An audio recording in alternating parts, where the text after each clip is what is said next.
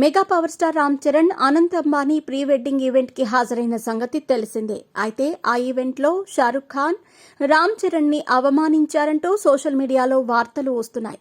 మరి ఇది ఎంతవరకు నిజమో ఇప్పుడు తెలుసుకుందాం. అనంత్ అంబానీ, రాధికా మర్చెంట్ల ప్రీ వెడ్డింగ్ వేడుకలకి బాలీవుడ్ స్టార్లందరూ హాజరైన సంగతి తెలిసిందే.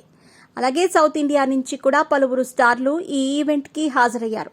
టాలీవుడ్ నుంచి అయితే కేవలం రామ్ చరణ్, ఉపాసన జంట మాత్రమే ఈ ఈవెంట్ కి హాజరైంది. ఇక ఈ కార్యక్రమం ఎంత అంగరంగ వైభవంగా జరిగిందో అందరికీ తెలిసిందే. బాలీవుడ్ స్టార్లు అందరూ కలిసి ఆటపాటలతో హుషారెత్తించారు.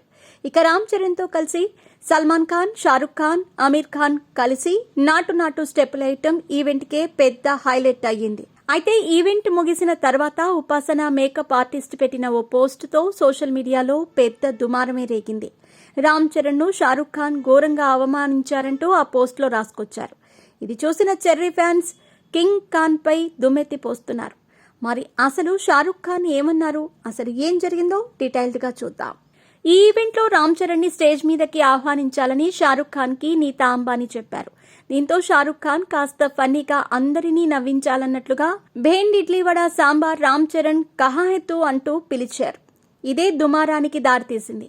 గ్లోబల్ స్టార్ అయిన రామ్ చరణ్ ని, ఇండియన్ సినిమాను ప్రపంచ స్థాయికి తీసుకెళ్లేందుకు తన వంతు కృషి చేసిన తోటి స్టార్ ని షారుఖ్ ఖాన్ ఇలానేనా ఆహ్వానించేదంటూ నెటిజన్లు ఏకిపారేస్తున్నారు.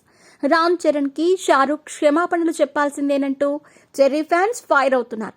ఇదే విషయాన్ని చెబుతూ రామ్ చరణ్ సార్ ని ఇలా ఆహ్వానించగానే నేను అక్కడి నుంచి వెళ్లిపోయా, అంత పెద్ద స్టార్ కి ఇంత అవమానమా అంటూ ఉపాసన makeup artist Zeba Haasan post పెట్టారు.